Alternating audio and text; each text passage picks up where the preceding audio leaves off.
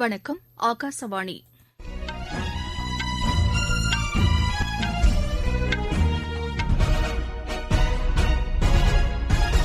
செய்திகள் வாசிப்பவர் வடிவழகி கபிலன். தலைப்புச் செய்திகள்: இந்திய பாதுகாப்புப் படை அதிகாரிகள் பல்முனை போர் வியூகங்களில் நிபுணத்துவம் பெறுவது அவசியம் என்று குடியரசுத் தலைவர் திரு ராம்நாத் கோவிந்த் வலியுறுத்தியுள்ளார்.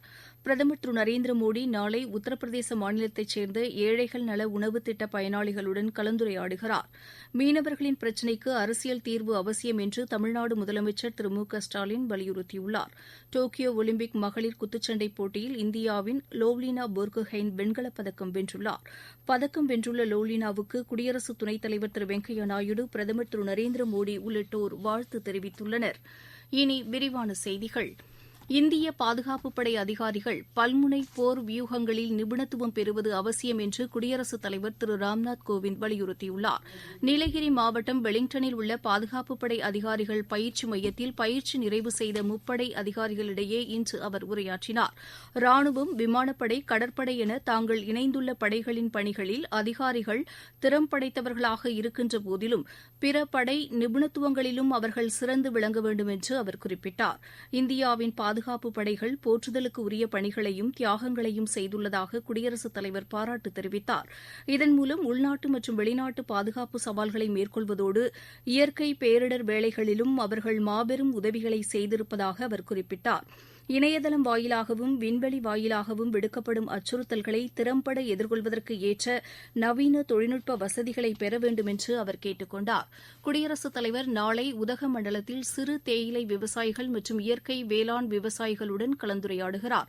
பின்னர் தமது 5 நாள் தமிழ்நாடு பயணத்தை முடித்துக் கொண்டு திரு ராம்நாத் கோவிந்த் நாளை மறுநாள் புதுதில்லி திரும்புகிறார். பிரதமர் திரு நரேந்திர மோடி நாளை உத்தரப்பிரதேச மாநிலத்தைச் சேர்ந்த ஏழைகள் நல உணவு திட்ட பயனாளிகளுடன் கலந்துரையாடுகிறார். காணொலி வாயிலாக நடைபெறும் இந்நிகழ்ச்சியில் அம்மாநில முதலமைச்சர் யோகி ஆதித்யநாத்தும் பங்கேற்கிறார். ஒவ்வொரு ஆண்டும் ஆகஸ்ட் 5ஆம் தேதி பிரதமரின் ஏழைகள் நலத்திட்ட நாளாக கடைபிடிக்கப்பட்டு வருகிறது. உத்தரப்பிரதேசத்தில் இத்திட்டத்தின் கீழ் சுமார் 15 கோடி பேர் பயனடைந்து வருவதாக எமது லக்னோ செய்தியாளர் தெரிவிக்கிறார். நாடாளுமன்றத்தின் இரு அவைகளும் இன்று எதிர்க்கட்சிகளின் அமளியால் பாதிக்கப்பட்டன. தொலைபேசி ஒட்டுக்கேட்பு விவகாரம், வேளாண் சட்டங்கள் போன்ற பிரச்சினைகளை முன்வைத்து எதிர்க்கட்சிகள் எழுப்பிய அமளி காரணமாக மாநிலங்களவை பிற்பகல் 2 மணி வரை ஒத்திவைக்கப்பட்டது. இதே பிரச்சினை காரணமாக முதலில் 2 முறை ஒத்திவைக்கப்பட்ட மக்களவை பின்னர் பிற்பகல் 2 மணி வரை ஒத்திவைக்கப்பட்டது. தில்லி தலைநகர் பகுதியில் காற்றின் தரத்தை மேம்படுத்துவதற்கென தனி ஆணையம் அமைப்பதற்கான சட்ட முன்வடிவு இன்று மக்களவையில் பரிசீலனைக்கு எடுத்துக் கொள்ளப்படுகிறது. தில்லியில் காற்றின் தரம் குளிர்காலத்தின் பெரும்பாலான நாட்களில் பெருமளவு குறைந்து காணப்படுவதாக விமர்சனங்கள் எழுந்து வரும் சூழ்நிலையில் இதற்கான முயற்சியை மத்திய அரசு எடுத்து வருகிறது. இதனிடையே பொருளாதார நொடித்தல் மற்றும் திவால் திருத்தச் சட்டத்திற்கு மாநிலங்களவை நேற்று ஒப்புதல் வழங்கியது. மக்களவையில் இச்சட்ட முன்வடிவு ஏற்கனவே நிறைவேற்றப்பட்டது. மேலும் அத்தியாவசிய பாதுகாப்பு சேவைகள் சட்ட முன்வடிவு மக்களவையில் நேற்று நிறைவேற்றப்பட்டது. மீனவர்களின் பிரச்சினைக்கு அரசியல் தீர்வு அவசியம் என்று தமிழ்நாடு முதலமைச்சர் திரு மு க ஸ்டாலின் மத்திய அரசை வலியுறுத்தியுள்ளார்.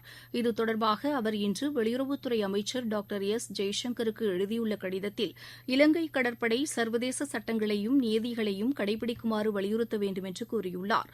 தமிழ்நாடு மீனவர்களின் உயிர் உடைமைகளை பாதுகாப்பது அரசின் கடமை என்று அந்த கடிதத்தில் திரு ஸ்டாலின் குறிப்பிட்டுள்ளார். அண்மையில் இலங்கை கடற்படையால் தமிழக மீனவர் ஒருவர் தாக்கப்பட்ட சம்பவத்தை தொடர்ந்து முதலமைச்சர் இந்த கடிதத்தை அனுப்பியுள்ளார். நீங்கள் கேட்டுக்கொண்டிருப்பது ஆகாசவாணியின் செய்தி அறிக்கை. கோவிட்-19க்கு எதிரான போரில் நமக்கான கவசங்கள். முகக்கவசம் அணிவோம், தனிநபர் இடைவெளியை கடைபிடிப்போம், கை மற்றும் முகசுத்தம் பராமரிப்போம், தடுப்பு மருந்தை தயங்காமல் செலுத்திக் கொள்வோம்.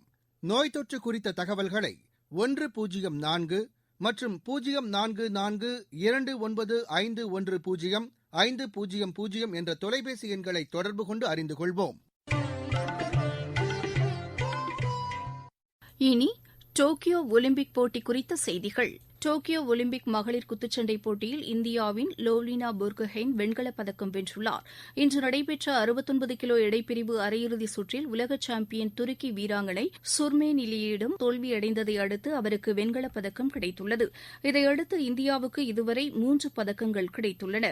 வெண்கலப் பதக்கம் வென்றுள்ள லோவ்லினாவுக்கு குடியரசு துணைத் தலைவர் திரு வெங்கையா நாயுடு, பிரதமர் திரு நரேந்திர மோடி, தமிழக முதலமைச்சர் திரு மு க ஸ்டாலின் உள்ளிட்டோர் வாழ்த்து தெரிவித்துள்ளனர்.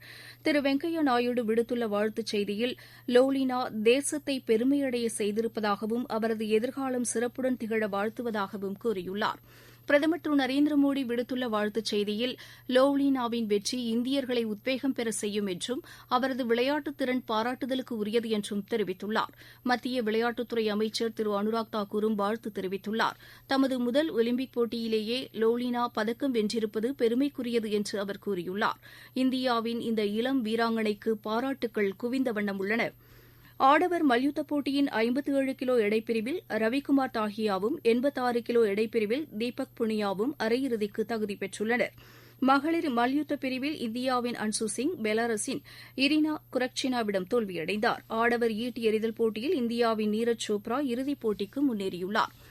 மகளிர் ஹாக்கி அரையிறுதியில் இந்தியா இன்று அர்ஜென்டினாவை எதிர்கொள்கிறது. இப்போட்டி இன்று பிற்பகல் 3:30 மணிக்கு தொடங்குகிறது. முன்னதாக இன்று நடைபெற்ற முதல் அரையிறுதி ஆட்டத்தில் நெதர்லாந்து இங்கிலாந்தை வீழ்த்தி இறுதிப் போட்டிக்கு முன்னேறியுள்ளது. இந்தியாவில் இதுவரை 48.5 கோடிக்கும் அதிகமான கோவிட் தடுப்பூசிகள் செலுத்தப்பட்டுள்ளன. கடந்த 24 மணி நேரத்தில் மட்டும் சுமார் 63 லட்சம் பேர் தடுப்பு மருந்து எடுத்துக் கொண்டுள்ளனர். நாடு முழுவதும் கடந்த 24 மணி நேரத்தில் சுமார் 37,000 பேர் இந்நோயிலிருந்து குணமடைந்துள்ளனர். 42,625 பேர் புதிதாக இந்த நோய் தொற்றால் பாதிக்கப்பட்டுள்ளதாக மத்திய அரசு தெரிவித்துள்ளது. தமிழகத்தை பொறுத்தவரை தடுப்பூசி எடுத்துக் கொண்டவர்களின் எண்ணிக்கை 2,39,00,000 தாண்டியுள்ளது. இவர்களில் சுமார் 44 லட்சம் பேர் இரு தவணை தடுப்பூசியையும் எடுத்துக் கொண்டவர்களாவர். அந்தமான் நிக்கோபார் தீவுகளில் கோவிட் நோய் பரவல் கட்டுக்குள் வந்திருப்பதை அடுத்து அங்கு சுற்றுலா நடவடிக்கைகள் மீண்டும் தொடங்கியுள்ளன. தூய்மையான கடற்கரைகள், நீர் விளையாட்டுகள், புகழ்மிக்க அருங்காட்சியகங்கள் போன்றவை நிறைந்த இத்தீவு கூட்டங்களில் சுற்றுலா மிக முக்கிய வருவாய் ஈட்டும் நடவடிக்கையாக திகழ்ந்து வருகிறது. ஆனால் கடந்த 3 மாதங்களாக அங்கு சுற்றுலாவுக்கு தடை விதிக்கப்பட்டிருந்தது. தற்போது RT-PCR பரிசோதனை அடிப்படையில் சுற்றுலாப் பயணிகள் மீண்டும் அனுமதிக்கப்படுவதாக எமது போர்ட் பிளேயர் செய்தியாளர் தெரிவிக்கிறார். இனி மக்களின் மனதை வென்ற மத்திய அரசின் திட்டங்கள்.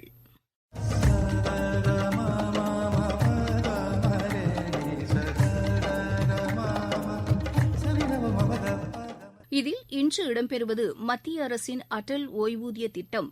ஏழை மக்களுக்கு இந்த திட்டம் மிகவும் உதவிகரமாக உள்ளதாக கரூர் மாவட்டத்தைச் சேர்ந்த சுரேகா பத்மநாபன் தெரிவித்துள்ளார். என்னுடைய பெயர் சுரேகா பத்மநாபன். நான் கரூர் காந்தி கிராமம் பகுதியில் வசிக்கிறேன். அடல் பென்ஷன் யோஜனா திட்டத்தின் மூலமாக காப்பீடு திட்டத்தில் இணைந்திருக்கிறேன். இதன் மூலமாக குறைந்த கட்டணத்தில் எங்கள் மாதிரி ஏழை எளிய மக்கள் பயன்பெறும் வகையில் இந்த காப்பீட்டு திட்டத்தை கொண்டு வந்த மத்திய அரசுக்கும் பாரத பிரதமர் அவர்களுக்கும் எங்களுடைய நன்றியை தெரிவித்துக் கொள்கிறேன். மலேசியாவில் அரசியல் நெருக்கடியை சந்தித்து வரும் பிரதமர் திரு முஹியுத்தீன் யாசின் தாம் விரைவில் நாடாளுமன்றத்தில் நம்பிக்கை வாக்கு கோரப்போவதாக அறிவித்துள்ளார். தென்கொரியாவில் கோவிட் நோய் தொற்று மீண்டும் அதிகரிக்க தொடங்கியுள்ள காரணத்தால் அங்கு தடுப்பு நடவடிக்கைகள் தீவிரப்படுத்தப்பட்டுள்ளன. இந்தியா இங்கிலாந்து அணிகளுக்கு இடையேயான முதலாவது டெஸ்ட் கிரிக்கெட் போட்டி இன்று தொடங்குகிறது. நாட்டிங்ஹாமில் நடைபெறும் இந்த போட்டி இன்று பிற்பகல் மணி 3:30க்கு தொடங்குகிறது. தமிழ்நாடு பிரீமியர் லீக் கிரிக்கெட் போட்டியில் இன்று நடைபெறவுள்ள ஆட்டத்தில் மதுரை அணி சேப்பாக்கம் அணியை எதிர்கொள்கிறது. மீண்டும் தலைப்புச் செய்திகள். இந்திய பாதுகாப்புப் படை அதிகாரிகள் பல்முனை போர் வியூகங்களில் நிபுணத்துவம் பெறுவது அவசியம் என்று குடியரசுத் தலைவர் திரு ராம்நாத் கோவிந்த் வலியுறுத்தியுள்ளார்.